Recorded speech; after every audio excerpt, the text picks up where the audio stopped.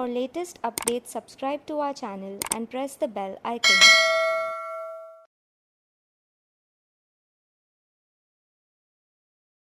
Simple, easy, transparent scheme. Deferred customs duty payments till manufacture of finished product. Why was the concept of manufacture and other operations in warehouses developed by the Government of India?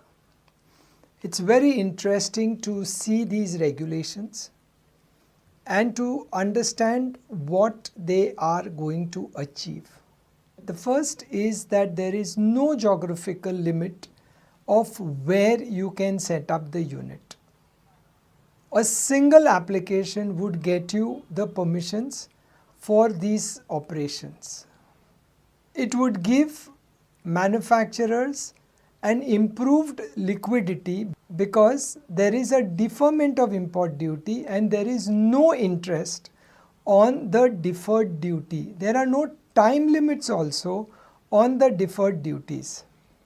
It further permits the manufacturer to get in GST paid goods. It further permits procurement of GST compliant goods into such warehouses.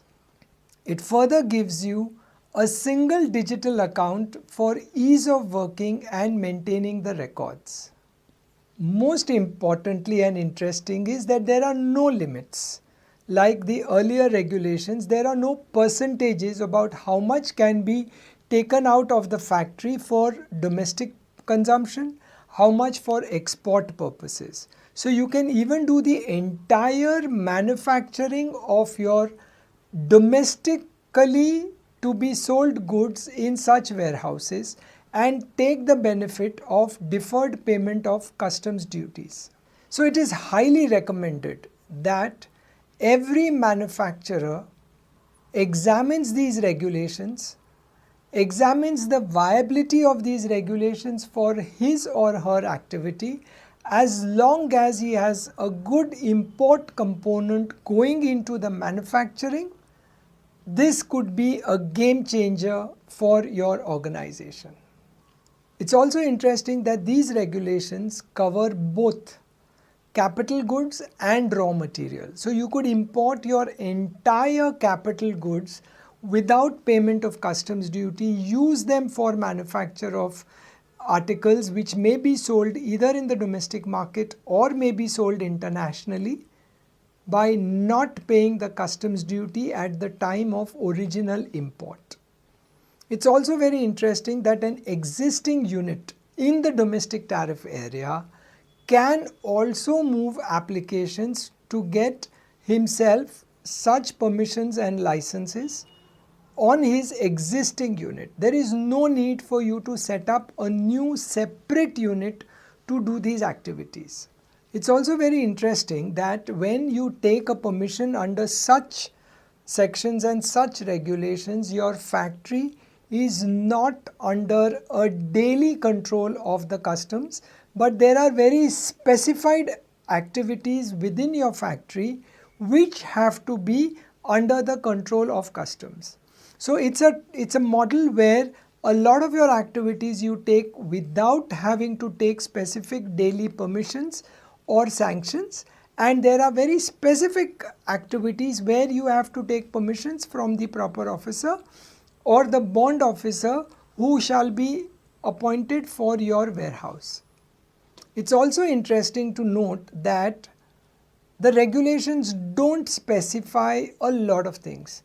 They've made it so simple and open, which means you could even have a bare land on which you could create the wall and ask for permissions under these regulations. As long as your product of manufacture is of the type which can be done on a barren land and you are having imported components, raw materials going into the manufacture of those items.